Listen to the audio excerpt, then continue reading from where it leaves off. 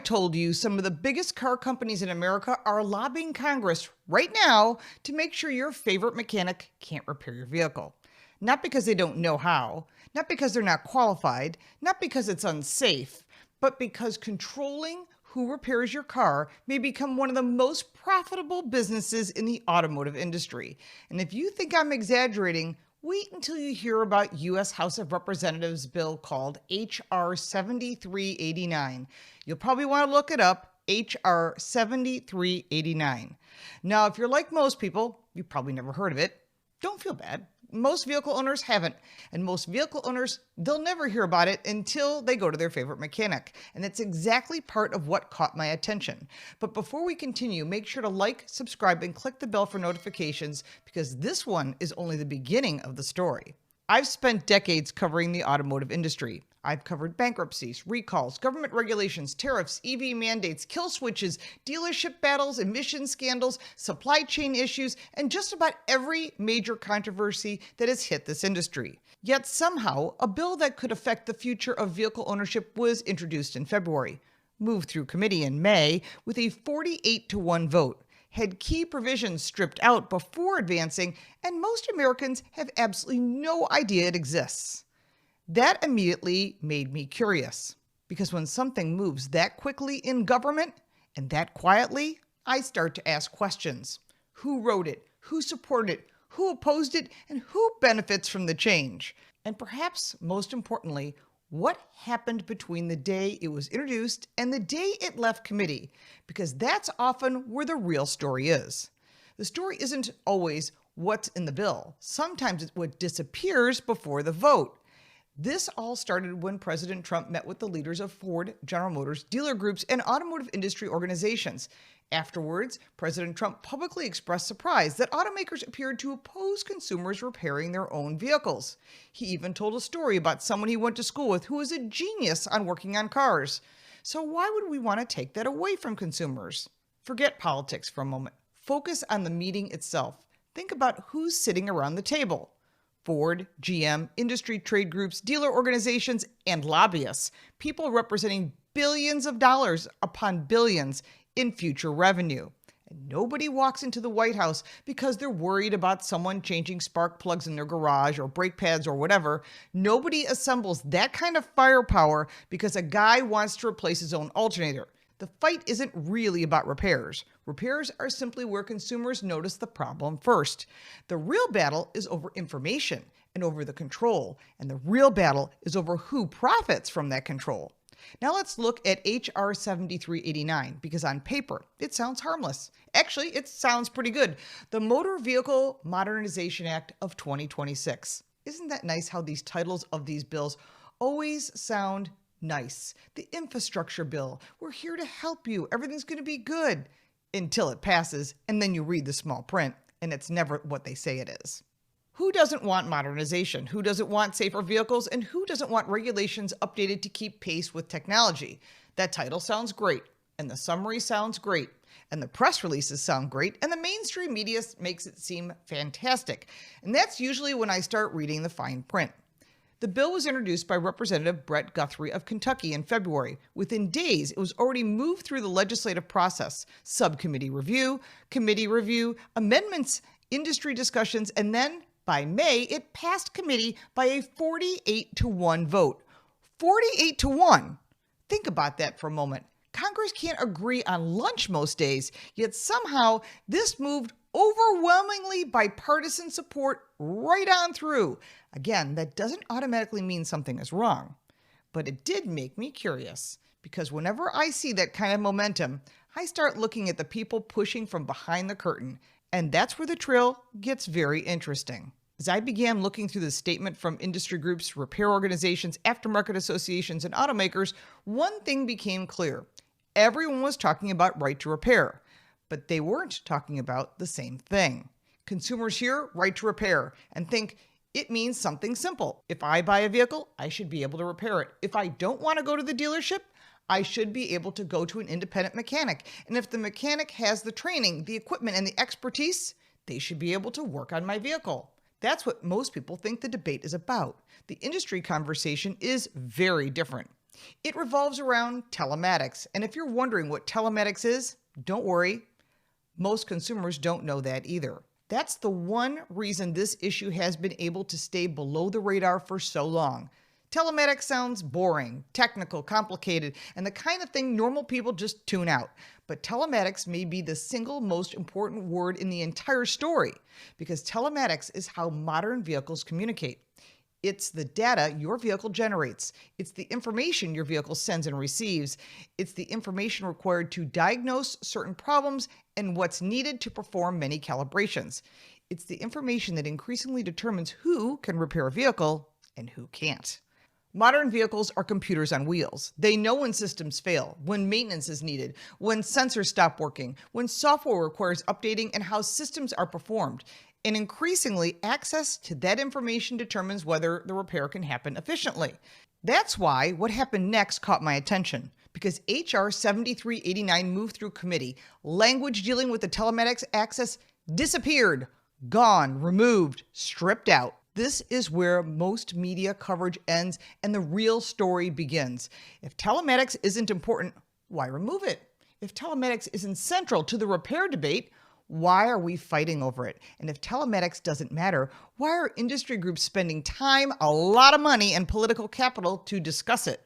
Nobody has ever convinced me that telematics is a side issue, because the future of vehicle repair increasingly revolves around data, your data, and whoever controls that data increasingly controls the repair process. Now you see where all this is going? The realization sent me down a rabbit hole, because once I started looking at telematics, I stopped asking whether this was a repair story. I started asking if this was a business story. Follow the money. The automotive service industry generates roughly $200 billion every year. Think about that number, $200 billion.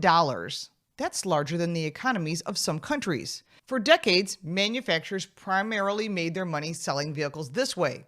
We built the car, we sold the car, the customer drove the car away, the relationship was mostly over. Today's vehicles have changed that equation. Now that relationship with you and the car brand, it continues. That technology that you depend upon to operate your car is based on software updates, connected services, subscriptions, vehicle data, a huge subject, diagnostics, service programs, maintenance reminders, and remote features. The vehicle doesn't leave the ecosystem anymore. It remains connected. And that means money. That means big money. And connected customers are valuable customers. It means billions of dollars in revenue. At some point during my research, I stopped asking why automakers cared so much about repairs. Instead, I started asking whether the repairs were even the real issue. Because if you're generating revenue through the life of the vehicle, maintaining control over that relationship becomes incredibly important. And that's where the lobbyists start making more sense. Lobbyists don't show up because something isn't valuable. Lobbyists show up because something is very valuable. Lobbyists are funded from someone, somewhere, and we know where the money is coming from. Car companies and car dealer groups, because this means they keep the business. They don't give it to independent repair shops. And if they can put them out of business and have everybody only come to them, they would be very, very happy. Nobody spends millions of dollars protecting a revenue stream they don't care about. And nobody brings an issue to Congress and eventually to the White House because they're worried about a Saturday brake job. The fight isn't over brake pads or oil changes. The fight is over who controls access to that information. And information has become one of the most valuable assets in the automotive industry. Now, before someone accuses me of putting on my tinfoil hat, let's stick to the facts. We know modern vehicles generate enormous amounts of data, and manufacturers increasingly rely on connected services. We know software controls more vehicle functions than ever before, and telematics have become more important. Even though salespeople don't use that word telematics, this is what it really means. So we know that H.R. 7389 moved rapidly and very quietly. We know telematics language becomes one of the biggest points of contention.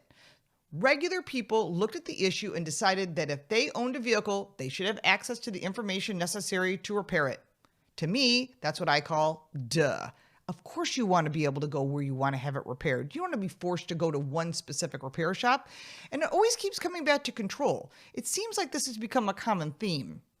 Now, having your car repaired where you want, That seems reasonable. The industry disagreed. Of course, lawsuits followed with warnings to scare people, and consumers were told terrible things could happen. Manufacturers argued that broader access to vehicle data created unacceptable risks.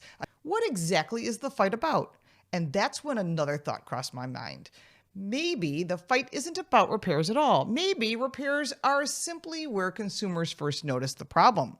The more I looked at the modern vehicles, the more I noticed something interesting. The relationship between automakers and the consumer is changing. Today, the story doesn't end when you drive off the lot. Now the vehicle remains connected. Software and services remain connected. Updates remain connected, and the relationship never really ends. That changes incentives, and incentives matter. The old business model depended primarily on selling you a vehicle. The new business model increasingly depends on maintaining a relationship with you after the sale. That relationship can generate service revenue, and that's always the story. It's always about the money. It can generate subscription and software revenue. It can generate connected services revenue, and increasingly, it can generate data revenue. Selling your data? Well, we've talked about that before, and people get very upset about it because it's your data and they're making money on you. But this is where it all comes together. Again, none of that is inherently bad. Business, technology, and markets evolve. The problem begins when maintaining those revenue streams requires limiting consumer choice. And that's where people start paying attention and start asking questions. And that's where the story starts getting uncomfortable, because we've seen versions of this before. Not with cars, but with tractors. Remember John Deere's drama from a while ago? Farmers started complaining years ago that equipment they owned had become increasingly difficult to repair without manufacturer involvement, which meant they couldn't farm their land because they were waiting in line trying to get a repair. Many people dismissed them. Some people laughed. Others assumed the farmers were exaggerating. Then more information emerged, and suddenly a lot of people realized that the farmers had identified something important before everyone else did. Buying something and owning it were becoming two completely different things. You could purchase the machine, but someone else controlled critical access. You could possess the equipment, but software determined what could and couldn't happen. Now, before anyone starts sending me angry emails, I'm not saying that Ford is John Deere. I'm saying that incentives look familiar. And when I see familiar incentives, I pay attention, because incentives often tell us more about the future than public statements do. The incentive is to maintain control over information and service revenues. Well, that's obvious. The incentive to maintain control over software and consumer relationships, that's also obvious. And once you start viewing this issue through that lens, a lot of things become a lot clearer. They make a lot more sense. Now, this is the part where someone puts in the comments, Lauren Fix has put on her tinfoil hat. Okay, fair enough. Let's talk about that, because I don't think you need to be a conspiracy theorist to understand what's happening. In fact, I think conspiracy theories make people miss the real story. The real story is simpler. It's about incentives. Look around. Vehicle data collection continues expanding. Connected services continue expanding. Remote software updates, they continue expanding. And subscription features, we all complain. Major tech companies propose putting microchips inside of prisoners. Here it is. So a digital rights group called Foxglove has just obtained meeting minutes from a UK government roundtable where Google, Microsoft, Amazon, IBM, and Palantir were all proposing, surgically implanting chips, like microchips, inside prisoners in order to track their behavior and their location in real time. And here's the thing about all of that. You see, that meeting took place a little over a year ago, and those proposals have been sitting under consideration for that entire year, and nobody knew about it until a few days ago when those minutes were made public. And according to Ministry of Justice sources, none of those proposals have been ruled out. They're all still on the table. Now, if you've been following me for a while, then you already know why my face looks like this. Because last year, I published a 7-part investigation called Who TF is in My Head, and it was about Elon Musk and his company Neuralink, and about the potential for experimentation on incarcerated people, potentially, allegedly, when it comes to testing this technology, allegedly. Do I have to say it out loud? Number one, this is a pretext to create the context to knock on your door. Okay? This isn't just for prisoners. Look at the companies who are involved. These companies are end consumer companies, meaning the consumer is the one buying the end product. These are not companies that typically deal with just prisoners as their end consumer. You're talking about companies whose end consumer is you and I. Number one. Two, prisoners still have rights. Those who are incarcerated, 99% of them come home eventually. So prisoners still have rights. And do they have a right to say no to this proposal? And lastly, if this happens, which we are hoping it doesn't, this ridiculous idea, and erodes more of your sanctity and rights as a human being, if this happens, well, that means that wherever they go, once they are released, individuals who are formerly incarcerated, do they keep the chip? So that means everywhere they go, the chip is still activated, even in your home and restaurants, et cetera, et cetera. It's a never-ending story.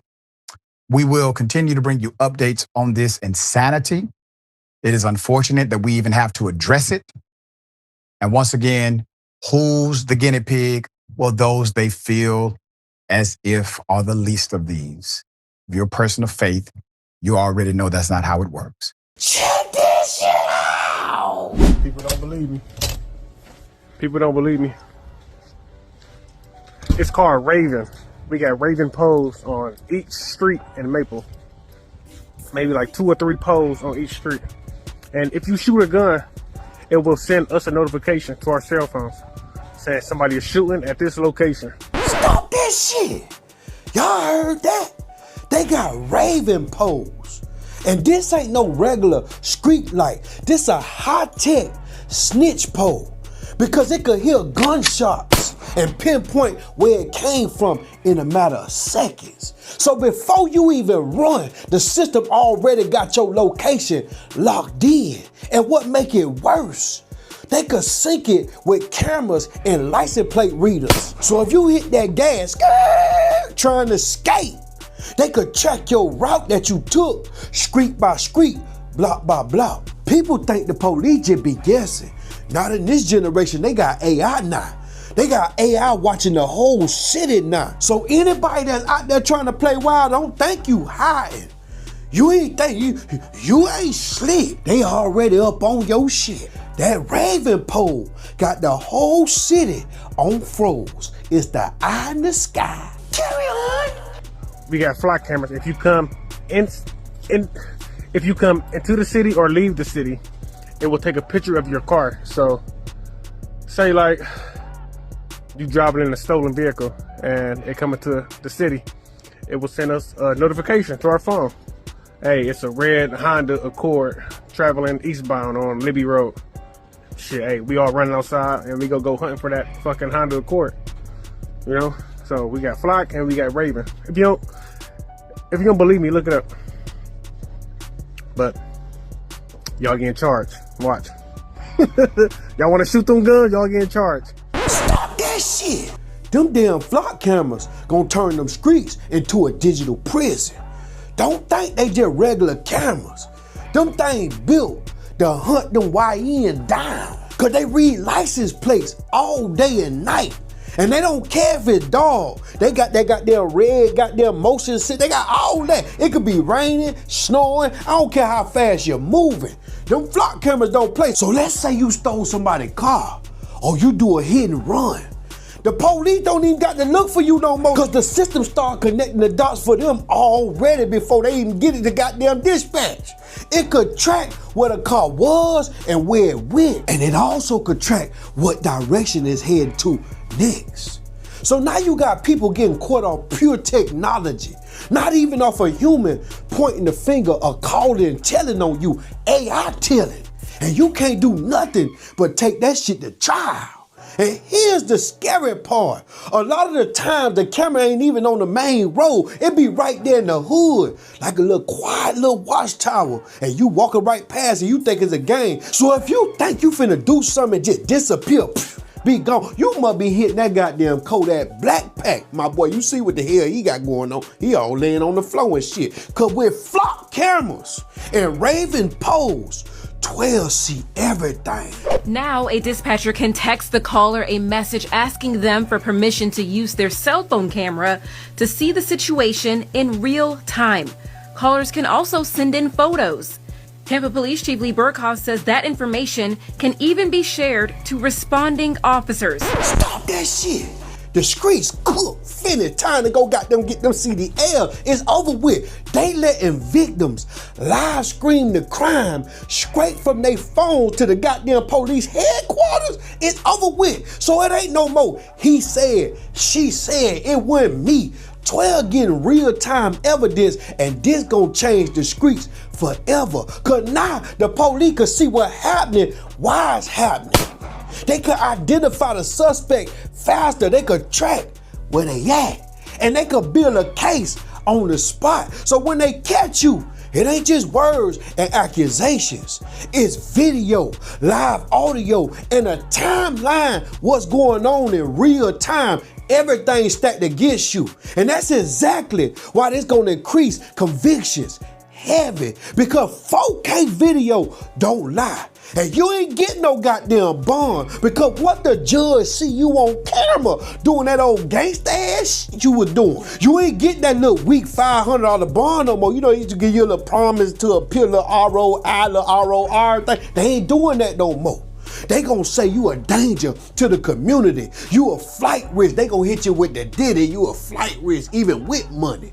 Welcome to the new world order, where crime comes with footage. Carry on. They will also have access to voice-activated policy guidance with official citations, along with access to more than 50 language translations. A gente tava brigando e meu namorado pegou meu carro e foi embora. Using their body-worn cameras. Identified Portuguese that we were fighting, and my boyfriend took my car and left. That shit. So it ain't no more, I can't communicate, I don't understand what the hell you saying. Ain't no more delays and waiting on the interpreter to arrive so they can understand. Poppy, that hit me, Poppy, come on, stop. Ain't no more that going on. Whatever language you speak, they can understand it right there in real time. That means faster reports, faster statements, and faster arrests, and a lot more convictions too, because now there's less miscommunication, less loopholes, less confusion for the court. So if somebody think they finna hide behind the language barrier, that era over with. Tampa police said, we hear everybody now. In real, come on, stars, what's up? They know exactly what they're saying. But wait, it get even worse for the streets. Check this shit out. This could be the police car of the future showing up behind you one day.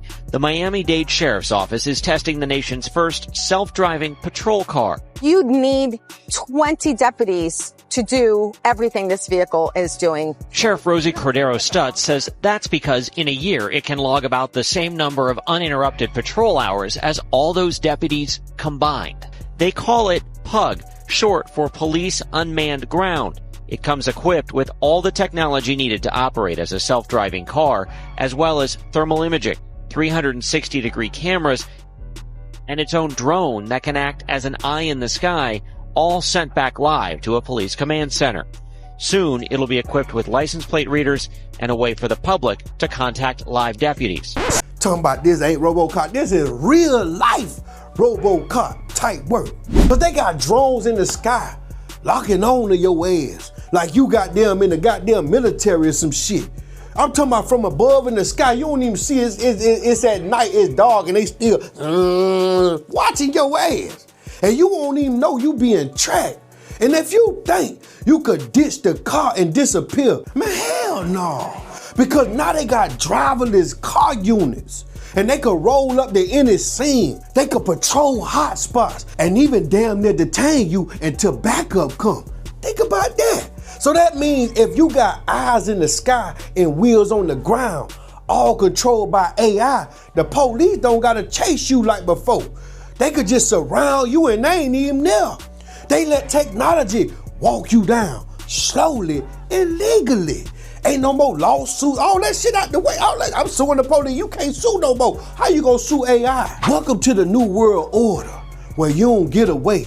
You just get recorded in 4K all day. I'm talking about from the sky, from the ground, all them cars y'all used to see ride with all them cameras on them. They were testing the shit out the whole time. You ride by, oh, what that weird ass car with all these cameras on it. Whole time it's 12 getting down on your ass, man. Think about what I'm saying, man. After watching this, if y'all still want to be street YNs, man, you just a goofy. The street done, cooked, cancer, it's over. Have Americans finally had it with this mass surveillance system? That is a Flock safety camera. It's an artificial intelligence automated license plate reader. I've reported on Flock before, and if there's one thing people in the comments can agree on, it's their hatred of this. That's because at least 90,000 Flock cameras across 6,000 communities read over 20 billion plates per month. All that information then gets uploaded into a giant shared database, which can be accessed by law enforcement and government agencies. And no surprise, this raises a slew of issues. Like one Ohio man pulled over accused of stolen plates, attacked by police dogs, and jailed because Flock read the 7 on his plates as a 2. Or the Colorado woman accused of stealing a package and treated as guilty until proven innocent because Flock caught her driving 20 times in 1 month. Then there's the Arkansas couple that had a Flock camera pointed right at their house, putting them and their guests under constant warrantless surveillance. Data centers are popping up all over the country, thousands of them. Utah could soon be home to one of the nation's most advanced data centers. Developers of a data center that broke ground today say that it will be the largest infrastructure deployment in the United States. We've seen data center proposals and projects pop up all around the metro, and today officials broke ground on one of them, a data center in Independence. The Nebius AI data center will become a reality thanks to $150 billion in bonds. They're telling us all of this is necessary because we are in an existential arms race against China. We are leading China by a lot in the AI race, and whoever wins the AI race, and we're going to win it. When President Trump took office, he gave us all a monumental task. He said we have to make America the world leader in artificial intelligence. The president wants us to be pro-innovation. He wants us to win the AI race against all other countries in the world. He recognizes that AI is going to be an important tool, not just for our economy, but for our military. And so he wants to ensure that we are winning that particular race. They also tell us that in order to win this race, we must build more data centers.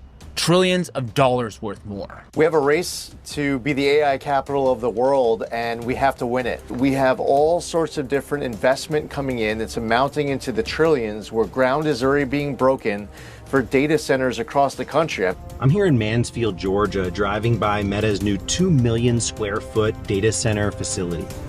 Facilities like this are being used to power things like ChatGPT and other AI tools that are becoming integrated into our daily life. So that's what they're telling us. We need trillions of dollars worth of data centers to power ChatGPT. But is that actually true? Because as it stands, the US already has 5,000 data centers in operation, 10 times more than the next country, Germany, which is just over 500. Big Bad China is at number 4 with 449 data centers. In fact, we have more data centers than the next 9 countries combined. And this next part is what truly does not make any sense. Based on the latest estimate, in addition to the 5,000 data centers that we already have, nearly 3,000 new data centers are under construction or planned across the United States. The math just ain't mathin'. And believe me, I am not the only one noticing. Could all of this just be a cover story? What if the AI arms race isn't with a foreign adversary at all? What if it's actually preparing for something else? Something much closer to home? A Ford dealership outside of San Antonio has so many F-150s sitting on its lot right now that they had to rent a field across the street just to park the overflow. And they are not the only ones. All across this country, truck dealerships are drowning in inventory they cannot move. The lots are full, the showrooms are dead, and every single day those trucks just sit there, the dealer is bleeding money. But the best part? They did this to themselves. Every markup, every hidden fee, every bait and switch they pulled during the pandemic, the bill just came due. So how bad has it actually gotten? Go back to 2021 and 2022. Remember what it felt like walking onto a truck lot during the pandemic shortage? There was almost nothing to buy. Maybe 6 trucks on the whole lot, half of them already spoken for, and every single one of them had a little sticker next to the window sticker. Market adjustment, $10,000, $15,000, sometimes $20,000. A Chevy dealer outside of Houston was slapping $12,000 markups on every Silverado that rolled off the transport truck, and they were selling every one won because the buyer had no other option. You could not walk down the road and get a better deal. The dealer down the road was doing the exact same thing. It was coordinated greed across every brand and every zip code in the country. And it was not just the sticker price.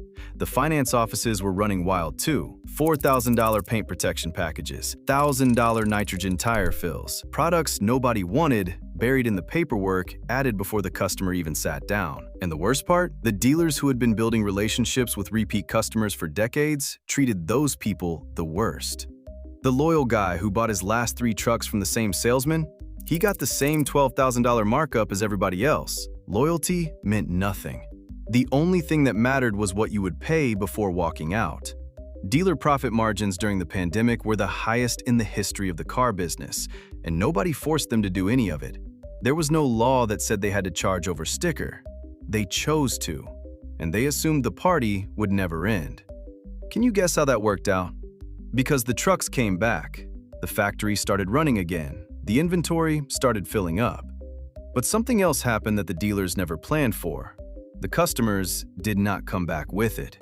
A Ram dealer on the outskirts of Scottsdale, Arizona is sitting on over 6 months of unsold inventory right now. The sales guys on that lot started calling the back row the graveyard because those trucks have been sitting there so long they are covered in a layer of desert dust. The Ram 1500 across the country is averaging 162 days of supply. That means if Ram stopped building trucks tomorrow, it would take more than 5 months to sell what is already on the ground. The GMC Sierra is at 117 days. Even the Chevy Silverado is pushing close to 100. And nobody is talking about the part that actually matters. Every single one of those trucks is costing the dealer money while it sits there. They borrow money from a bank to stock their lots. That is called a floor plan loan. And every day a truck sits unsold, the dealer is paying interest on it. We are talking $30 to $50 per truck per day. So a mid-sized dealer with 200 trucks sitting for 4 months is burning through over $700,000 in floor plan interest alone. That is money gone before they sell a single vehicle. That is not a slow quarter. That is the kind of bleed that kills a business. It is like paying rent on a house nobody lives in, except you are paying rent on 200 houses and nobody is calling about a single one of them. But it gets worse than that, because the reason people stopped buying trucks is not complicated at all. They literally cannot afford them anymore. The average monthly payment on a new truck in America right now is $773. Stop and think about what that means for a working family. America's salvage yards are burning, and drivers may be the ones paying the price, because the real story may not be the flames. It may be what those fires reveal about the growing vehicle affordability crisis. While Americans are being squeezed from literally every direction when it comes to vehicle ownership, America's salvage yards are burning. And I'm not just talking about a few. We're talking over a dozen that I found, and I'm sure there's some that never even made any headlines. Because over the last several years, major fires in scrapyards, recycling facilities, and automotive salvage operations have become increasingly common headlines. Some have been ruled accidental, some remain under investigation, and others have never received definitive public explanations. And in many cases, the story disappears almost as quickly as it arrives, because it's not a very important subject to most people. But you really need to understand why this is really, really important, because it will affect you. Maybe not today, but it could affect you tomorrow. The average American driver may never set foot inside a salvage yard, but there's a very good chance they've benefited from one. And the collision shop repairing a damaged vehicle, the independent mechanic replacing an engine, the insurance company trying to avoid totaling a vehicle, or maybe just cutting corners, and the family attempting to keep an aging SUV on the road for another 5 years. All of them rely on a system that most consumers rarely think about until it stops working. The growing number of scrapyard fires raises questions that go far beyond fire investigations. The larger issue is what happens when the affordable replacement parts become harder to find. Repair costs continue rising, and consumers lose access to one of the few mechanisms helping keep vehicle ownership within reach, especially for those DIYers, the people that just do it themselves. Well, that makes it out of reach for them as well. Modern automotive recycling facilities are very sophisticated operations. Every vehicle entering the yard is evaluated for parts that can be removed, inspected, cataloged, inventoried, and resold. A vehicle declared a total loss by an insurance company may still contain thousands of dollars in usable components, such as engines, transmissions, body panels, suspension parts, electric modules, airbags, wheels, mirrors, seats, sensors, light assemblies, navigation systems, and wiring harnesses can all find their way back into the marketplace and save you quite a bit of money. And in some cases, the car is worth more in parts than it ever was as a complete vehicle. Those parts matter more than ever because modern vehicles are dramatically more expensive to repair than vehicles many Americans grew up driving. The salvage industry has quietly helped offset those costs for decades. Recycling parts provide repair shops, insurers, and consumers with alternatives to expensive new components, if they're even available. And many times they come from overseas and you could wait months to get your car repaired. This is an alternative that a lot of people use. They create competition in the marketplace and help keep repair costs from climbing even higher. Without that inventory, many repairs would no longer make financial sense. Or maybe even possible. You can go to eBay or Craigslist or Facebook Market, but if the part isn't available, you don't get your car fixed. And that's a real problem. The reality becomes increasingly important as Americans keep vehicles longer than ever. The average age of vehicles on the U.S. roads continues to rise, and consumers who once traded vehicles in every few years are now holding onto them for a decade or more. My vehicle's 10 years old, and I have zero plans to get rid of it, but I will go to a salvage yard to get parts if I need it, and they're not available from the dealer. Vehicle replacement has become expensive. Repairing what you already own is often a better financial decision and common sense. And that calculation depends heavily on the access to affordable parts. So why is there a growing number of salvage yard fires? You don't need to put on your tinfoil hat in order to figure this out. Industry organizations tracking recycling and waste facility fires have reported record numbers of incidences in recent years. Quite unusual, and we've seen this before. The problem is not limited to automotive recyclers, but salvage yards are certainly part of the trend. From New Jersey to California, from Texas to New York, fires at scrap processors, recycling centers, and salvage operations have generated significant attention. Massive smoke plumes, road closures, environmental concerns, and millions of dollars in losses have become reoccurring themes. Fire crews are in full control north of Wendell after strong winds fueled the median fire on Wednesday, scorching over 8,600 acres north of Interstate 84. I'm your Magic Valley neighborhood reporter, Joey Martin, at L&L Auto, where that fire destroyed thousands of classic vehicles, leaving the owners behind to pick up the pieces. This is L&L Classic Auto. It's been around since the 60s. For L&L manager Jesse Johnson, Wednesday's median fire was more than just a normal brush fire. It was a wall of destruction. We had 10,000 cars. And if you look at 90% of the inventory, we probably lost 9,000. There's not one part of this yard that wasn't affected somehow by this fire. Jesse says once the fire started to approach Highway 46, fueled by the wind, things escalated quickly. I started coming up the main road, and I ran into several vehicles. It got where I couldn't see, I couldn't breathe.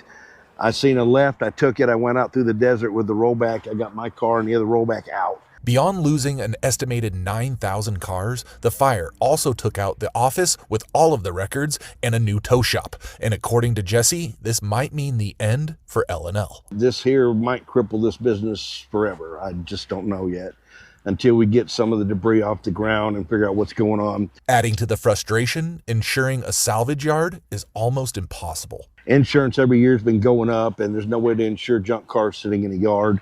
We jump through hoops just so we can keep the insurance on the building. So we are not going to be collecting any money from insurance companies. We're not making millions of dollars out of this. All we're getting is a lot of hard work. Now, under a new day's sun, Jesse is still processing what happened. I went to home last night, took a bath, was hoping it was just a dream. Came in this morning, obviously it wasn't a dream, it's for real. L&L Classic might not be in business anymore.